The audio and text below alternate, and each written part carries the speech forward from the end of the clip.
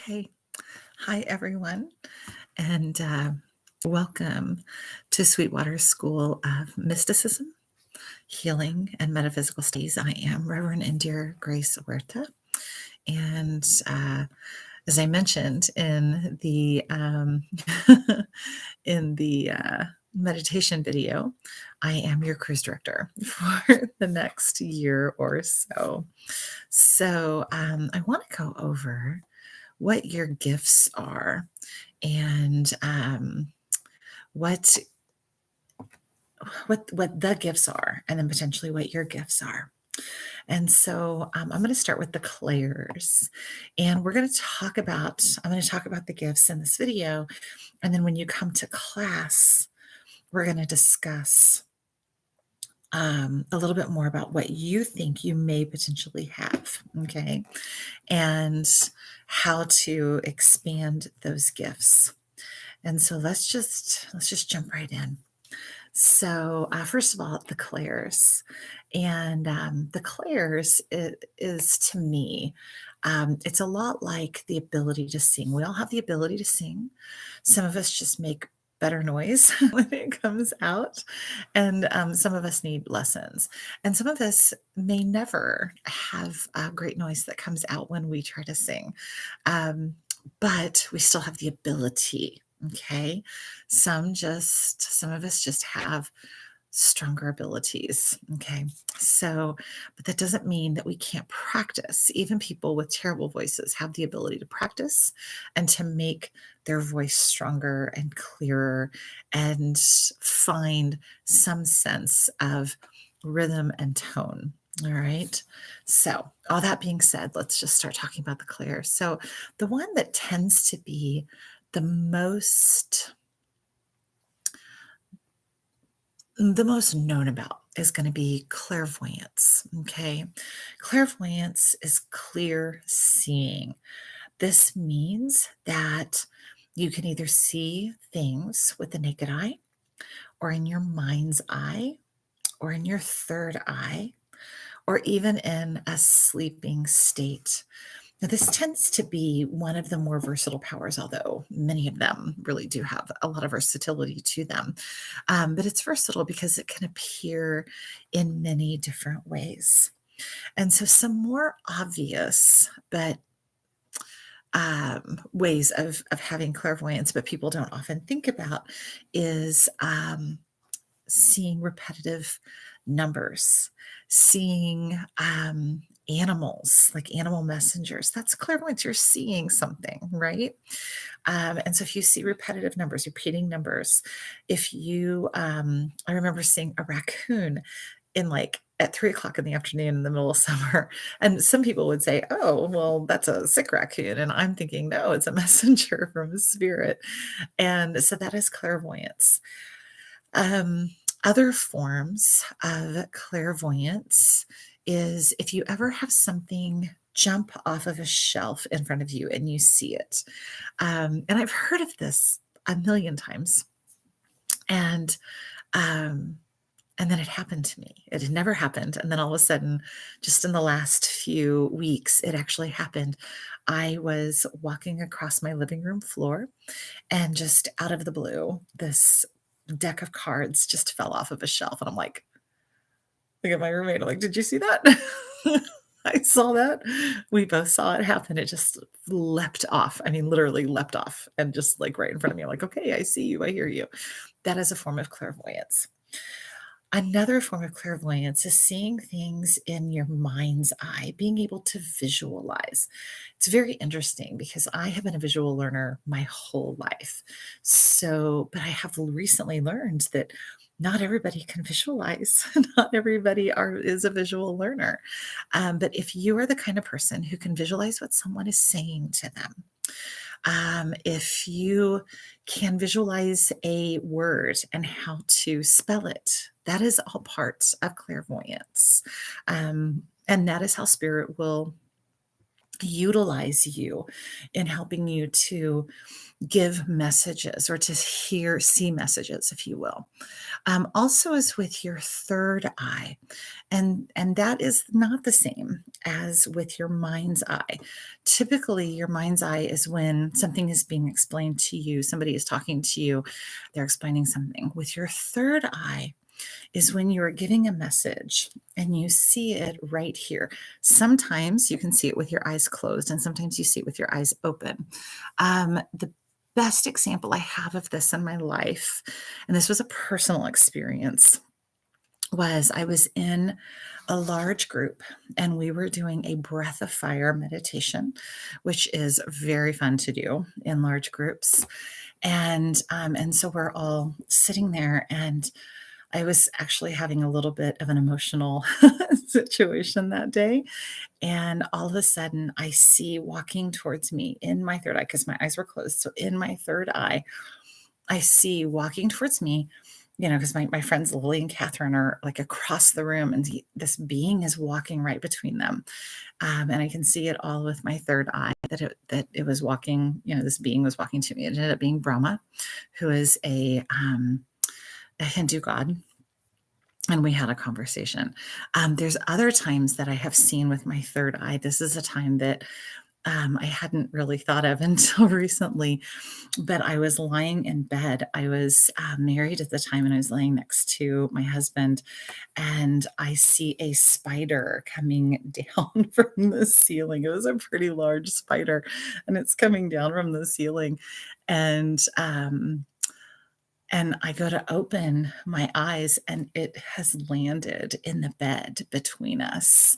It was making its way down, and it ended up like starting to crawl up my, it's so creepy sometimes if you don't like spiders, but it started to creep up my husband's back, and he like flicked it off, and we ended up both of us jumping out of bed and getting it outside. But I saw it with my third eye coming down towards us. And so that is a thing that you can practice. The other type is in a sleeping state. So if you have vivid dreams, if you have dreams of being visited by others, people who have passed, people whose souls you recognize, but they may not look the same, or people who do look the same in this lifetime. Basically, dreaming in and of itself tends to be a visioning state, especially if you are consciously aware of what is going on. If you are not consciously aware, if it's more of just an activity that's happening around you, that tends to be a dream. That's you working something out psychologically. But if you are consciously aware that something is happening, like I have a recurring dream about tornadoes, and I am consciously aware that I am having it. I'm consciously aware that I am moving out of harm's way, and I know that it's me. I've had visions of deceased loved ones, and I remember thinking, I actually said to them, each one of them, I'm like, "You're dead. What are you doing here?" So yeah, that is all form of visioning, and these are just some of the many, many ways that people actually vision. This is how clairvoyance shows up for them. So yeah, clairaudience is clear healing or hearing, clear hearing. And this means that you can hear messages from spirit. Sometimes you literally hear a spirit speak to you. And sometimes you hear it in your mind. Um, Other ways that it will come is through songs. That is clairaudience. So if you wake up with songs playing, you want to pay attention to what lyrics you are singing over and over again, because sometimes that's a message from spirit. Oftentimes it is. You also want to pay attention to repetitive words. Okay, so here's an example of clairaudience. I'm going to go back to repetitive words. I just had a shift in tonality in my ears. So I always have some kind of a light ringing in my ears. But when energy changes around me, I will get a different tonality going on in my ears. So the initial was like it's almost like a tinny sound. And then all of a sudden I heard a very distinctive um, hum occur in my ear. So that's a form of clairaudience. It was just practicing on me. So let's go back to um, repetitive words. I said that I would do that. So going back to repetitive words, if you get the same messages over and over again. So I was just having dinner with a friend tonight, and she said that more than once lately, she has been getting a particular message. She's heard it from this person, and she's heard it from here, and she's heard it from there, and so she knows that it's time to move forward with that. That often happens if you get those repetitive. If 3 or 4 people come to you and say, um, this needs to happen, or you should do this, or have you thought about this? My mentor, Temple Hayes, said that she had no intention at all of ever leaving Florida. And over the course of a very short period of time, like 2 or 3 weeks, she had 7 people walk up to her and tell her that she was moving to California. 7 people over the course of like 2 or 3 weeks. So that is a version of clairaudience. I want to go back to clairvoyance really quickly. There's one other thing that we see with clairvoyance, and that's when we see orbs and energy moving around us, and or auras as well. Aura seeing is a version of clairvoyance. It's a clear seeing. So yeah, just I wanted to put that in there. I know I'm going to miss aspects because the thing about these spiritual gifts is that they're going to show up for each person in different ways. I don't see auras, but I sense them. But I will see orbs, but I don't often see spirits standing in front of me. So everybody shows up differently based on your experience, what you're to go through, what you're to experience. I always attribute it to, I call it um, the the Twilight effect, basically. And so if you've ever watched the Twilight movies, which clearly I have, I'm a little bit of a fan. If you've ever watched them, each of the vampires has a spiritual gift, a special gift, and it does kind of tend to be spiritual. Edward is very, very fast. Um, and he can read people's minds. Alice can see the future, and based on people's decisions, the future changes. And but these gifts are all how they show up for each person. Bella ends up being a shield, and what they indicate is that they couldn't tell that she was a shield in the beginning because she didn't act like most shields. She was unlike any shield they had ever seen before. Your gifts are going to be the same. So your clairvoyance is going to be different than my clairvoyance. Your clairaudience is going to be different than my clairaudience. Your clairvoyance is going to be different than everybody else's clairvoyance.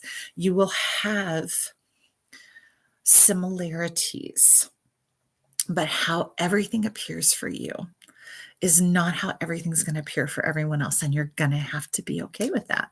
You're just going to have to be okay with that, because as individual as you are, that is how individual all of your gifts are going to be. All right, let's go into claircognizance. And this is kind of fun. I love claircognizance. It is clear knowing. And the best way to describe this is that you simply know something that you have no idea how you know it. You just know. Um, I have many examples from my life. I'm going to use one from tonight that I had, And I attribute this to the rest that I'm taking. It's a break time for me, and so I've been taking a lot of rest. I've been spending a lot of time in the silence. I've been spending a lot of time connecting with spirit. But tonight I was having dinner with a girlfriend, and I decided to order dessert. And I had my hands on the table in front of me, and all of a sudden I just knew that the waitress was behind me with walking behind me with the dessert. And I lifted my hands up and I put them out like this, and my friend Mary said, "What are you doing?" And I said, "My dessert's on the way." And just as I said that, here comes the waitress with my dessert and put it in front of me. She's like, "How did you know?" I'm like, "I don't know, I just knew. I just knew." Another situation was I was on the phone with someone and I said, "Someone's about to knock on your door. You're going to need to get off the phone and call me later." And they're like, "How do you know?" And at that time, that moment, you could hear the knock on the door. I don't know how I know. I just know. And so that is claircognizance. It's just knowing that you know something and you don't know how you know it. Clairsentience. Clairsentience is clear feeling. Clairsentience is not to be confused with empathy. They are variations of each other, but not all empaths are actual clairsentience, and not all clairsentients are empaths. So, empaths tend to be people who pick up and oftentimes without proper training will absorb other people's emotions, and they will also process them as their own, which is why so many empaths get really overwhelmed in large crowds because they don't know how to deal with their emotions. They often don't realize that they are picking up on and absorbing other people's emotions. They don't realize that they're processing them as their own, until they gain a deeper understanding and a control over their energy. And it isn't our responsibility to pick up on and absorb other people's emotions. And it's definitely not our responsibility to process them as our own. That is karmic interruption. And so we'll talk about empath and how to gain control over your empathy so you can be in crowds a little bit more. Um, Empaths will often suffer with bouts of depression for no apparent reason. Notice I said no apparent reason. The reason is almost always because of the emotions of those around them. So they're picking up on all of these emotions. And a lot of times, what an empath will do is they'll have this emotion. And because it doesn't make sense to them in that moment to have that emotion, they'll make up a story about it. I am angry because, and they'll say, because I watched a documentary on the earth and on, people abusing the earth. And so now I'm just really angry because I'm really sensitive about the earth. Well, that is probably not true. Yes, you probably watched the documentary. Yes, it probably affected you in some way, but that is not probably why you're experiencing the Great Depression. You are experiencing the Great Depression because you're an empath and you maybe picked up on and processed as your own the emotions of those who were talking in that or you in that documentary, or you picked up on and began to process as your own the emotions of somebody you passed at Sprouts or at Whole Foods, the grocery store, the post office, or even picking up on the emotions of people on social media and processing it as your own. And it's not our responsibility to do that. We're going to talk about that another time. Clairsentience. Clairsentients are different in that the messages that they get come as feelings from spirit. Your clear feeling is when spirit is talking to you in the form of emotion. Okay. And so, clairsentience, the way that we work, is spirit will come at you with a feeling. Now, for women, the feelings tend to be in our gut region. For men, the feeling is in your chest region, but it will show up as a feeling. And so when I am giving messages, and if a message is coming as a feeling, I'll be like, I'm feeling very and I don't say this aloud, it's just how it happens. I will feel very sad about something. So I'll take that sadness and I'll bring it from my gut up to my heart, where spirit will begin to work with it. And then it will go to my mind, where I begin to get visions and I begin to get words and I begin to see pictures of what's going on. And then it will go back down into my heart and turn into a message of love, at which point then it will come out of my mouth as some kind of a message from spirit about maybe a loss or um, somebody who is sending a message of love, but um, there's somebody that this person across from me has lost. So I'm going to use this as an example. When somebody who sits across from me has recently lost a loved one, I usually get that form of sadness, and then it'll come up into my heart, where it will begin to transform into sadness that is wrapped in love. And then it goes into my mind's eye and I'll begin to see, is it male or female? Is it right side or left side? Is it family? And I'll begin to see if it's the right side or the left side of the person. I'll begin to get names like dad or friend or on dad's side, but but older. So maybe it's a grandparent, or I'll get more of like a sibling or a cousin or a friend situation. I'll begin to see where on their family tree or in their lineage that they belong. And then I will begin to get words like car crash or red roses, which in my world means love. Or I'll get yellow roses, which tends to mean motherly love. And I will begin to formulate a message for them. And so I will often start with, in my mind, I am feeling, and then it moves into that full blown message with images and words. The next one after clairsentience is clairalliance. And that is clear smelling. And this one really can't be like manipulated a whole lot.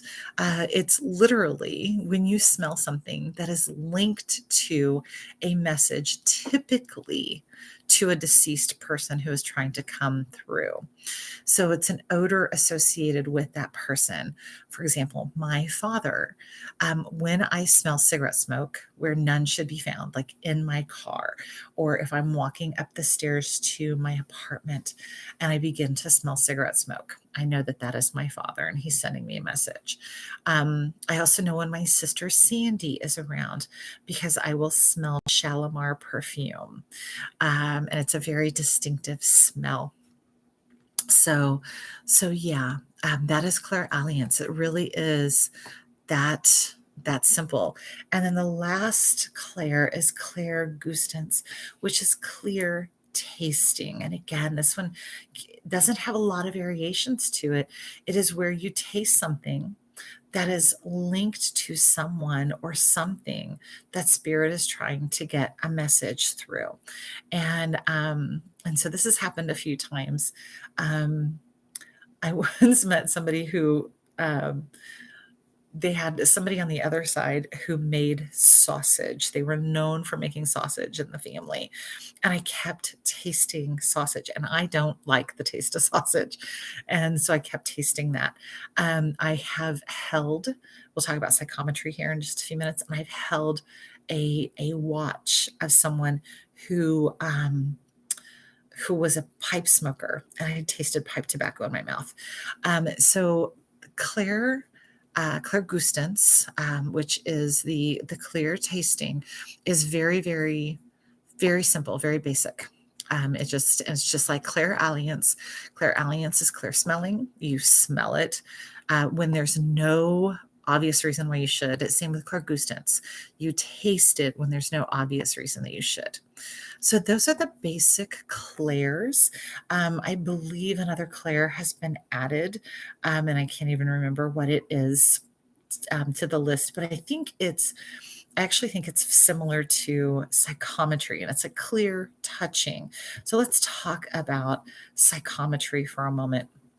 Psychometry is where you are given an object, you hold an object, and you get messages from it. So these are beads. It's a mala bead. It's 108, and it's these red wooden beads. And this has been blessed by His Holiness the Dalai Lama.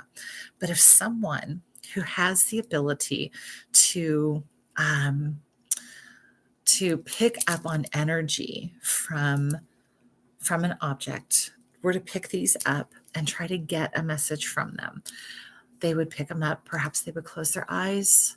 They would go into their heart center. Part of the reason we go into our heart center is because that is where love is. And love is the truth. Another reason is your heart center is an extension of your hands and your arms. Okay. So I am bringing the energy of these through my hands, through my arms, and into my heart. And so if I had no idea where these beads came from, and somebody just walked up and handed them to me and said, see if you can get some messages from these, what I may experience is I may end up hearing in my mind the sound of Tibetan monks chanting. I may end up seeing saffron robes, or seeing His Holiness the Dalai Lama, or even seeing symbols of Buddhism, a dorje, a bell and a dorje, which are symbols of Tibetan Buddhism. I may I may see temples, it could be anything, but that is psychometry, which is a form of which, as I mentioned, I think that it's now turned into a clair, which is clear touching. Some other gifts. There's mediumship. Mediumship is where you connect to spirit, whether it is human or animal, and you get messages from them. And we're going to talk about why mediumship is different than being an angel or ascended master communicator. Well, and the difference is for mediumship, it's typically someone who has been alive or something that has been alive.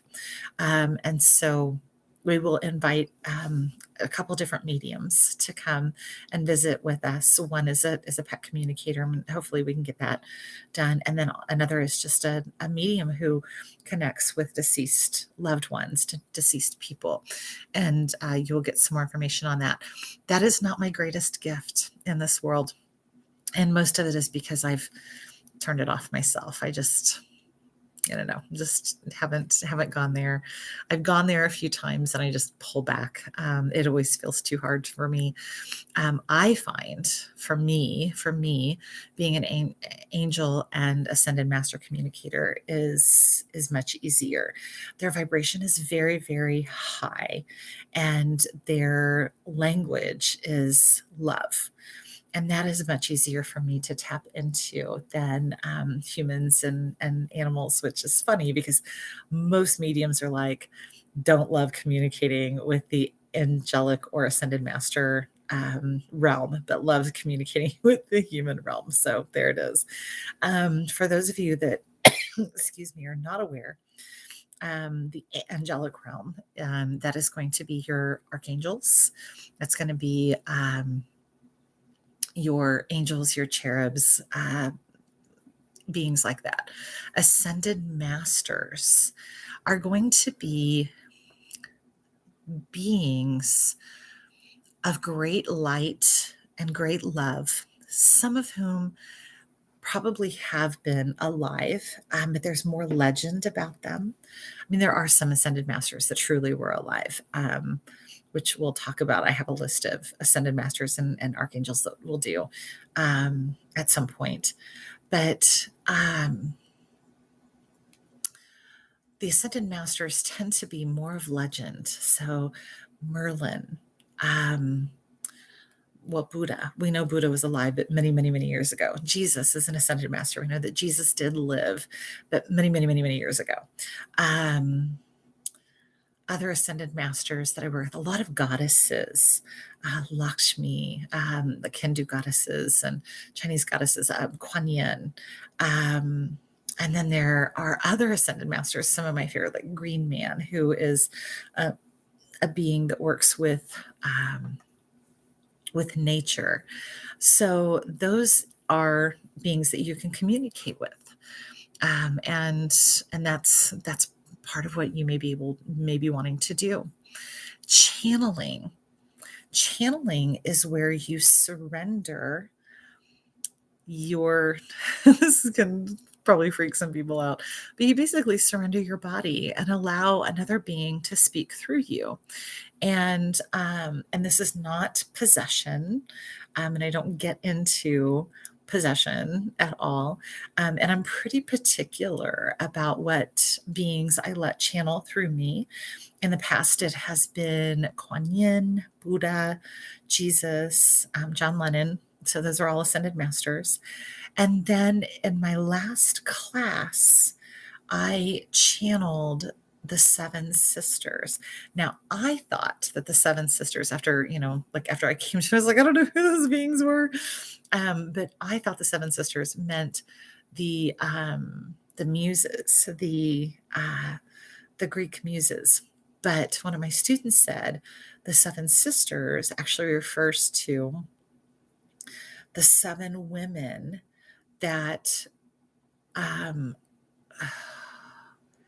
it's not archaeologists. It might be archaeologists. But anyway, scientists have attributed to being the original seven women that you can lead.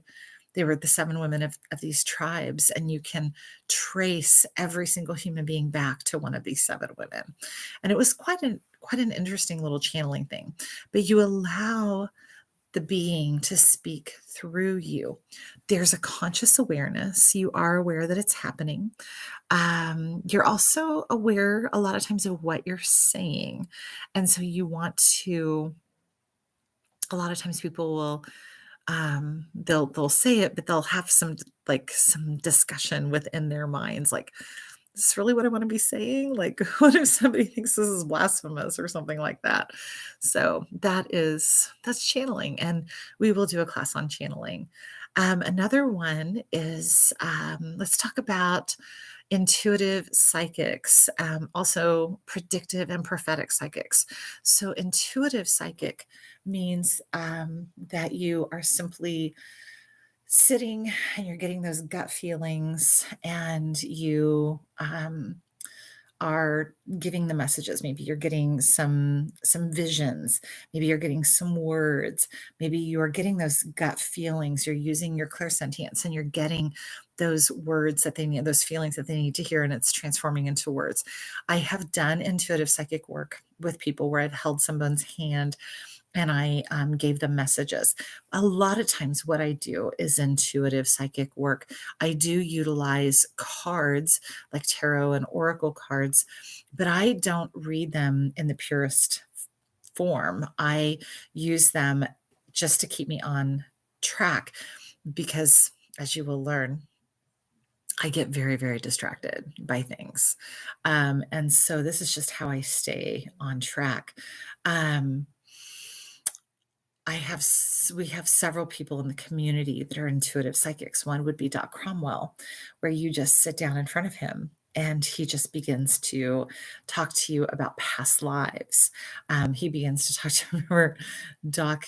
I sat with Doc one time and I was like, so what's going on? And he said, you're going to experience some kind of an illness or an injury in the month of October. Nobody's going to know what it what caused it, and they're not going to know how to heal it, but it's something that only you are to go through. And I just remember thinking, he is crazy right now. What is he talking about? And so what it ended up being is I got in the ocean. I was in Florida in October, and I must have gotten bitten by something, but we couldn't figure out what it was. I had this big white knot on the top of my foot, and I had these radiating brown marks on the bottom of my foot in various places. It was the craziest thing. I went to doctor after doctor. Nobody could figure it out. Nobody knew what it was. It just simply was. And that's, that's an intuitive reading. There's also predictive or prophetic psychics. And I technically only know one who actually advertises that she is a prophetic psychic, and her name is Katiara, and she is in our community, and she uses tarot to prophesy, to give prophecies for the future. And so she and I have exchanged services so I can experience what that's like. And so she predicts and she gives prophecy for the future. A lot of psychics typically don't give a whole lot of prophecy. Um, a lot of the work that I do tends to be, this is happening, this is how spirit would like you to handle it, or these are the options you have. You need to go with what, goes with your heart best. And just so you know, if you choose this route, this is what's going to be the result. If you choose this route, this is a potential result, that kind of a thing. Not exactly prophetic or prophecy, but kind of sort of in that realm. But Katiara absolutely is a prophetic psychic, and I'll see if she'll be willing to, I'm sure she would be willing to come in and talk to you about it. I mentioned tarot and oracle cards, and tarot and oracle cards are exactly what they are. So you can see this is a little bit of my collection. Those are just my oracle cards, and then I have tarot cards like on another shelf somewhere else in the apartment. And those are tools that we use. Now, Alex has done an amazing job of a PowerPoint to go over all of the tarot cards, which we're going to break down into like three different classes, because it can be really hard to get through. It can be really exhausting. The tarot and oracle cards are tools for you to get those clairvoyant messages, those clairaudient messages, those clairsentient messages, those claircognizant messages, for you to get the prophecy messages, for you to get just the messages from spirit. It's a way for you to connect to angels or ascended masters. It's a way for you to bring up your intuition and to utilize, like, to strengthen your intuition. They are tools of the trade, just like pendulums, which we will go over this year as well. So pendulum, which I don't have one in front of me, I left them in my room, but a pendulum, I'm going to use these here. A pendulum is, let me do this instead. So I have this other set of beads, but I'm going to make up a real quick pendulum. So I attached a weight onto it, just one of my, oh, I got stains on my shirt. I must have happened at dinner. So anyway, a pendulum is it's a tool that we use that allows spirit to talk to us with yeses and nos. And it typically has a dangling piece that has a little bit of weight to it.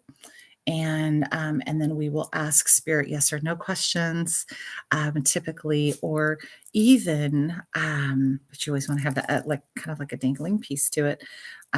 So a weighted piece, so it has the ability to move. You can also ask it like numbered questions, like, is it 1, 2, 3, 4, and you work with it. And we're going to have a whole class on pendulums, but that's another tool of the trade. The last one that I'm going to cover now, mostly because I'm at 38 minutes, and this is a pretty long video for you to watch, is I want to go over Akashic Records. So Akashic Records is another form of, it's probably not going to be the last one. I'm just going to say that. It's another form of communication. And Akashic Records is a whole training that you have to go through to be allowed to open the Akashic Records, which is kind of the book of life, to get messages for someone. Sometimes Akashic Records are past lives.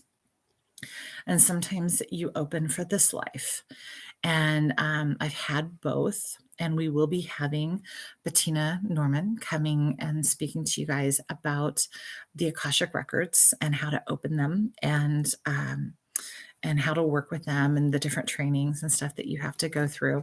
There's one other that I decided to, I didn't have it on my list, but there's also palmistry, where you learn to read someone's palm, you read the lines of it. Oh, and there's also astrology, which we're going to talk about. Astrology and numerology are more science. They really are a lot more science. And so is palmistry. Those you don't use a whole lot of your intuitive skills and abilities. Your intuition helps and your sensitivity helps with both of them, but they're pretty science based. And they're pretty amazing. So, all right. So that is the clairs. All right, the clairs and some of your other different spiritual gifts that you could potentially have. And I didn't even cover everything. Here we are, 40 minutes, and I didn't cover everything because there are so many different spiritual gifts that you could potentially have that we may not even know about at this point, right? And there are aspects of the clairs that develop as spiritual gifts. I mentioned clairvoyance, and a version of clairvoyance is aura reading, being able to read people's auras. Um, so an aura reading could technically be a whole gift in and of itself, that we would spend days and days discussing. There's whole books on it. And I didn't even go into the healing modalities. You're going to come through as a Reiki master, and I didn't even talk about the healing modalities. And so those are aspects of your spiritual gifts. So there's all of that. What I would like you to do, now that you have watched me babble on for 42 minutes, I would like you to begin to ask yourself, where do you think your gifts come from? What is your source? And that will be a question that I will begin to cover in the next video. Your gifts have to come from somewhere. And so, what is your belief system? And there's no right or wrong here. Everybody is completely allowed to have their own belief system around this, because you have to have what makes sense to you. And I have a belief system about what my source is, and where I get my gifts from. But here's the thing, and this is what I want you to think about. In order for your gifts to advance, in order for you to develop and build, you have to have a relationship with your source. Because when you go into meditation, when you go into your heart center, you have to, one, know where you're getting those messages from, and two, trust that source. And so I'd like you to spend some time going over in your mind and in your heart and in your belief system what your source is. And we're going to talk about it. And there's no right or wrong. And I understand that many, many people, myself included, even as a minister, have experienced great religious trauma. And yet, maybe your answer is God, but I don't necessarily believe in God. And maybe that's your answer. And so this is that time to begin to figure out what your source is and where you get your gifts from, and begin to heal any relationships you may have with that source, whatever it is, whatever you call it. Okay. And we'll talk more about that in the next video. All right, my lovelies, have a wonderful time. thinking about your source and thinking about your gifts in this world and the tools of the trade. All right. I bow to you. Namaste. And God bless you all.